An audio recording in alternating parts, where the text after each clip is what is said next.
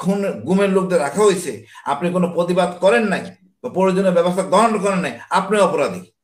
সুতরাং বাংলাদেশের কোন জেনারেল সই না। জানান যে তার অফিস থেকে 1 মাইলের ভিতরে যে আয়নাঘর ছিল উনি জানতো কিনা, উনি বলবে উনি জানতো না। এমন একটা জিনিস করেছিল যে এইটাকে ক্যাপিটাল করে ফিউচারে যখন মোদি যখন ট্রাম্পের সাথে দেখা করতে যাবে তখন এটা নিয়ে বিশেষ একটা সিচুয়েশন তৈরি করবে, যেটার জন্য আমেরিকা ইউরোপ ফিকে যাবে, আমাদের অর্থনীতির উপরে এটার প্রভাব পড়তে পারে, এরকম একটা বিভিন্ন জায়গা থেকে। বাট এট দ্য এন্ড আমরা দেখলাম ওই এর পরের দিনই হইলো আয়নাঘর এবং জাতিসংঘ রিপোর্ট, একদম সামান্য, যেটার মধ্যে অর্থনীতির মতো ইয়া নাই। তারা সে সময় এই অ্যাডভান্টেজ গুলা নিচ্ছে। এবং আমি মনে করি যে এই সরকার যে পজিশনটা আছে তারা পজিশনে আছে, এবং ভারত যেটা করতেছে এটা ইগোইস্টিক কারণে তারা বলতেছে যে আমরা রং ফুটিং এ আছি। আমি যদি সেনাবাহিনীতে একটা লেফটেন্যান্ট কর্নেল র্যাঙ্কে একটা কাজ করি, আমি একটা অন্যায় করলাম, আমাকে জিজ্ঞেস করলো, আমি বলছি আমার বস বলছে তাই করছি। তো জেনারেল ওয়াকারের কি কেউ বস আছে যে উনি মাসুদের কথায় কাজ করবে? এটা তো হইলো না স্যার। মানে এটা হচ্ছে আমরা যতই লেম লেজেক দিয়া জেনারেল ওয়াকারকে বাঁচাইতে চান, fact is that he is part of this conspiracy. আরেকটা জিনিস হচ্ছে আমরা অনেকেই মানে আমির অনেকেই কথা বলে যে আমরা সেনাবাহিনীর এগেইনস্টে নিজে কাকের মাংস খাই না, আমরা মাংস খাই। অ্যাকচুয়ালি অন গ্রাউন্ডে হচ্ছে কি, আগে সেনাবাহিনীতে কেউ গুম খুন করে নাই, গুম খুন করে আর্মিকে এত নিচে নামায় নাই। এই যে আপনারা আয়নাঘরে ছিলেন, আয়নাঘর যখন মানে পাবলিকলি হয়েছে, আমরা হেয় প্রতিপন্ন হয়েছি, সেনাবাহিনী হেয় প্রতিপন্ন হয়েছি, এবং গুম খুনের লোকজন এখনো চাকরি করতেছে। এটা আর্মির যে একটা স্ট্যান্ড পয়েন্ট, একটা যেখানে বাংলাদেশের সেনাবাহিনীতে আমি যখন চাকরি করেছি বিভিন্ন জায়গায়, যে আর্মির যে একটা ডেটারেন্স ছিল, যে সবাই জানতো যে আর্মি একটা সৎ লাইনে করে, সঠিক কাজ করে। কোন একটা জায়গার মধ্যে আর্মির পেট্রোল যদি একটা ডেটারেন্স হইতো, বাট আমরা দেখেছি অলরেডি 32 নম্বরে যখন হয়, আর্মির কোনো ডেটারেন্স ছিল না। আর্মি বরঞ্চ পাবলিকের ডেটারেন্স ওখান থেকে চলে গেছে। এই সিচুয়েশন যেটা নিয়ে আসছে, এটাকে ব্যাক করার জন্য আমাদের দরকার হচ্ছে এই সেনাবাহিনীতে যে সমস্ত অপকর্ম হয়েছে তাদেরকে সরানো। এবং আমি আবার স্ট্রংলি আইন শৃঙ্খলা বাহিনী এবং প্রশাসনকে অ্যাকিউজ করবো যে আপনার জন্য আমাদেরকে বেশি কথা শুনতে হচ্ছে যে কাকের মাংস খায় না, আমরা খাই, আমরা অন্যায়ের প্রতিবাদ করতেছি। কিন্তু আপনারা প্রশাসনে যারা থাকেন, আপনাদের যে সমস্ত সচিব আছে, জয়েন্ট সেক্রেটারি আছে, যারা এই নির্বাচনগুলো করেছে, অন্যায় নির্বাচন করেছে বা বিভিন্ন জায়গায় সহায়তা করেছে শেখ হাসিনাকে, আপনারা এসে সামনে এসে কথা বলতেছেন না। পুলিশ বা আইন শৃঙ্খলা বাহিনী যারা আছে সামনে এসে কথা বলতে। আমরা মিলিটারির লোকজন, আমি হাসিন স্যার, আরো হাসান হাসিন স্যার, অনেকেই কথা বলি। এখন আমাদের এগেইনস্টে প্রপাগান্ডা হচ্ছে আমরা কাকের মাংস খাই। আমরা কাকের মাংস খাই না, আমরা অন্যায় আছে, অন্যায়টার প্রতিবাদ করেছি। আমি একটা সংস্থায় চাকরি করেছি দেখে ওইটা অন্যায় করলে তাদেরকে করতে হবে, এটা আমি মানি না। ধন্যবাদ স্যার, এটাই বলতে চাচ্ছিলাম। মোস্তাফিজ, একটা কথা বলি, হাসিন আপা, সাকিব ভাই, আমি যখন 22 সালে বললাম আয়নাগর ডিজিএফের পিছনে, এমন কোন জেনারেল আছে যে জানেন না আমি কথা মিথ্যা বলছি? এটা সত্য কথা, সবাই জানেন, সবাই অপরাধী নিঃসন্দেহে। যদি আপনি জানেন এখানে গুমের লোকদের রাখা হয়েছে, আপনি কোনো প্রতিবাদ করেন নাই বা প্রয়োজনীয় ব্যবস্থা গ্রহণ করেন নাই, আপনি অপরাধী। সুতরাং বাংলাদেশের কোন জেনারেল সই না। জানান যে তার অফিস থেকে 1 মাইলের ভিতরে যে আয়নাঘর ছিল উনি জানতো কিনা, উনি বলবে উনি জানতো না। এই কথা বললে হবে না, সকল জেনারেল জানেন, সকল জেনারেল জানতেন এখানে আয়নাঘর ছিল। আমি পরিষ্কার করে বলতাম ম্যাচবের এই পাশে, এমইএস এর পিছনে, ডিজিএফ এর পিছনে, বাদ কি ছিল কিছুই বলা হয় না, কেউ প্রতিবাদ করে নাই। এখন তো কষ্ট লাগবেই অ্যারেস্ট করতে, আইনের ঊর্ধ্বে কেউ না। যদি গরিমসি হয় তাহলে আমার মনে হয় আরো লজ্জাকর জিনিস ঘটবে।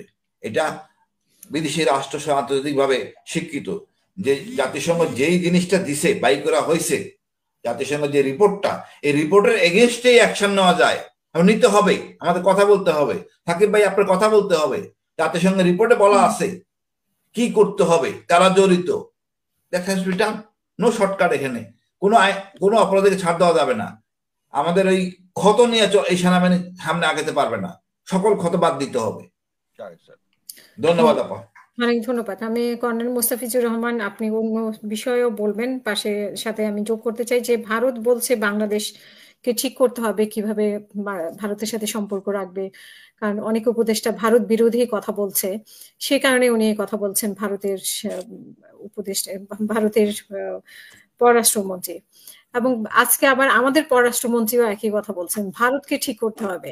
তো আসলে এখানে ভারত এবং বাংলাদেশের মধ্যে কি মানে শুধু কথা চালাচালি না আসলেও সম্পর্ক নষ্ট হচ্ছে, বা কেন হঠাৎ করে এই প্রসঙ্গ আসলো, ভারত বাংলাদেশকে, বাংলাদেশ ভারতকে এরকম প্রশ্ন ছুড়ে দিচ্ছে। এই বিষয়টি আপনার কাছে শুনতে চাই, এবং সাথে সাথে শুনতে চাই যে 29 মিলিয়নের ডলারের যে কথাটা উঠেছে, সেটা আসলে আমরা স্পেসিফিকলি এখনো কোনো নাম জানি না।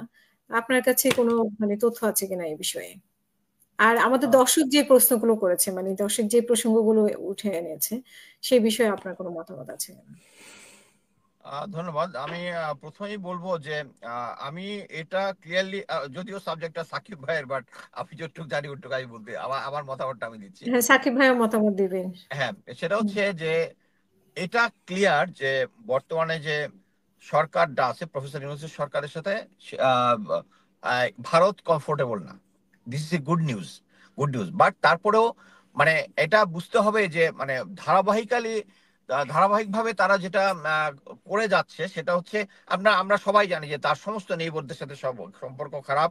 এবং হুম, আমি বলবো আহ, ভারতীয় পররাষ্ট্রনীতির হিস্ট্রিক্যাল ফেইলিউর হচ্ছে এট দ্য এন্ড ইন 2024 আগস্টে যেটা হয়েছে। তারা বাকি সমস্ত নেইবারের সাথে খারাপ সম্পর্ক একমাত্র বাংলাদেশের সাথে ছিল। এটা টিকিয়ে রাখার জন্য তারা অ্যাগ্রেসিভ অ্যাটিটিউড পররাষ্ট্রনীতিটা যে নিয়েছে, এটা অ্যাগেইন ভুল প্রমাণিত হয়েছে। আমরা হুম, দেখেছি যে যখন আমি নিজের অভিজ্ঞতা থেকে বলি, যখন আমি 32 নম্বরটা যখন ভেঙে ফেলে, প্লাস এর সাথে বই মেলাতে একটা ছোট্ট ইনসিডেন্ট, এগুলাকে মিলিয়ে যখন ফুলিয়ে ফাঁপিয়ে ভারতীয় প্রোপাগান্ডা মেশিন যখন কথা বলতেছিল, তখন হুম, যখন কথা বলতেছিল আচ্ছা, যখন কথা বলতেছিল তখন এটাকে এমন একটা জিনিস করেছিল যে এইটাকে ক্যাপিটাল করে ফিউচারে যখন মোদি যখন ট্রাম্পের সাথে দেখা করতে যাবে, তখন এটা নিয়ে বিশেষ একটা সিচুয়েশন তৈরি করবে, যেটার জন্য আমেরিকা ইউরোপ ফিকে যাবে, আমাদের অর্থনীতির উপরে এটার প্রভাব পড়তে পারে, এরকম একটা বিভিন্ন জায়গা থেকে। বাট এট দ্য এন্ড আমরা দেখলাম ওই এর পরের দিনই হইলো আয়নাঘর এবং জাতিসংঘ রিপোর্ট, এবং পরবর্তীতে ট্রাম্পের সাথে যে এপিসোডটা হয়েছে এটা আমরা সবাই দেখেছি। এবং হুম, এটাতে ক্লিয়ার হয়ে গেছে যে ভারতের যে পররাষ্ট্র নীতি বাংলাদেশের পক্ষে, এটা ইউরোপ আমেরিকা এমনকি কেউই সমর্থন করে নাই। সো এখন তারা আছে হচ্ছে ব্যাকফুটিং এ। এই ব্যাকফুটিং এ থাকায় এবং ওদের যে সবচেয়ে বড় সমস্যা সেটা হচ্ছে তারা আমরা যখন মিলিটারি একটা ন্যারেটিভ তো করতাম ট্রেনিং এর সময়, যে Wolfland has a big brotherly attitude, এটা হচ্ছে এক্স্যাক্টলি ওই বিগ ব্রাদারলি অ্যাটিটিউডের যে ইগোইস্টিক সমস্যা যেটা, এটা বুঝতে হবে যে পররাষ্ট্রনীতিতে কোনো ইগো কাজ করা উচিত না। পররাষ্ট্রনীতিতে আমরা যখন একটা ফ্ল্যাগ মিটিং এ বসি, আমি একজন কর্নেল, আমি যদি আহ, কোনো একটা কারণে যদি ওই দেশের একজন বিএসএফ এর সার্জেন্টের সাথে কথা বলি, আমাকে বলতে হবে ইউর এক্সেলেন্সি। জিনিসটা হচ্ছে এটা র্যাঙ্কের হুম, সাথে না, he representing a country, I am representing a country. মানে এটা হচ্ছে এখানে কোনো ইগোয়েস্টিক থাকতে হবে না। কিন্তু ভারত এই তাদের পররাষ্ট্রনীতির ইগোয়েস্টিক থেকে বের হতে পারতেছে না। তারা ভাবতেছে যে তারা যেহেতু আমি আমি এটা এখন ক্লিয়ার যে অন্যান্য বড় রাজনৈতিক দলগুলোর মধ্যে আমরা দেখেছি যে জেনারেল ওয়াকারের বক্তব্য এবং ভারতীয় জেনারেলের বক্তব্য, তারপর হচ্ছে তাদের মানে ভারতীয় আমাদের কয়েকটা রাজনৈতিক বৈঠক, সেটা হচ্ছে তাড়াতাড়ি নির্বাচন। তারা হুম, বাংলাদেশের পরবর্তী নির্বাচিত ইয়ার সাথে, রাষ্ট্রের সাথে তাদের ভালো সম্পর্ক হবে। তার মানে হচ্ছে বোঝাচ্ছে কি এখন কি তাহলে খারাপ আছে? মানে সিচুয়েশনটা হচ্ছে তারা এখন টোটালি ব্যাকফুটিং আছে। এবং এইটার যে আমি যেটা শুনেছি যে অর্থনৈতিক তারা যে আমাদের যে পণ্যর এগেনস্টে যে ট্যারিফ যেটুকু বসায়, প্রফেসর ইউনূস অলরেডি বলে দিচ্ছে একই সমপরিমাণ ট্যারিফ তাদের ইয়ার মধ্যে বসানো হবে। যদিও আমাদের ইয়ার মধ্যে কি বলে ট্রেড ডেফিসিট অনেক আছে। এবং হুম, তারা সবসময় এই সিচুয়েশনে শুধু অর্থনৈতিক না এবং পররাষ্ট্রনীতি সবকিছু থেকে একটা সুবিধা নেয়, যেটার কারণে এই সুবিধা যখন নেয় তখন আমাদের রাজনৈতিক দলগুলাকে কোনো, তখন যে যারাই ক্ষমতা থাকে করে না। মনে করেন যে আমার একটা সিচুয়েশন মনে আছে, এটা অনেক আগে, হঠাৎ করে বলে দিল বাংলাদেশ থেকে, তখন আসছিল যে ভারতের সাথে আমাদের এত ট্রেড ডেফিসিট, এটাকে কমাইতে হবে। হঠাৎ করে তারা ঘোষণা দিল 45টি আইটেমের উপরে তাদের আহ 45টা জিনিসের উপরে হুম, তাদের হয়েছে কি বলে ট্রেড ডেফিসিট ট্যারিফ ছাড়া ঢুকতে দিবে। পরে দেখা গেল ওই যে 45টার মধ্যে 40টা আমরা তাদের কাছে আমদানিও করি না, আর 5টা করে করলেও হচ্ছে একদম সামান্য, যেটার মধ্যে অর্থনীতির মতো ইয়া নাই। তারা সে সময় এই অ্যাডভান্টেজ গুলা নিচ্ছে।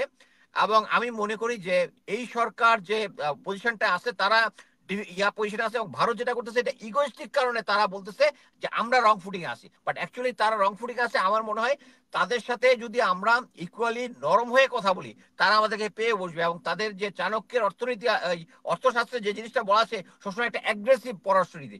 সো আমার মনে হয় এটা হচ্ছে তাদের লাস্ট চান্স, যে আমাদের আমরা যে স্ট্রং পজিশনে আছি ওই পজিশনেই থাকবো আমরা, এবং তাদেরকে এই পজিশনে হতে বাধ্য করবো। এইটা অ্যাকচুয়ালি মোদির উপরে ছেড়ে দিয়েছে, এটা তো মানে গুগল ট্রান্সলেশন যারা বিশ্বাস করে তাদের তাদের কথা বললেন। অ্যাকচুয়ালি এটা তো মোদির উপরে ছেড়ে দেয় না, এটা ভারতীয় মিডিয়া বলতেছে, এবং তারা ক্লিয়ারলি বুঝতেছে যে তারা ব্যাকফুটিং এ। এটা নিয়ে ডিসকাস করার কিছু না, এটা একটা ফানি থিং। এটা মানে এটা একটা ফানি থিং।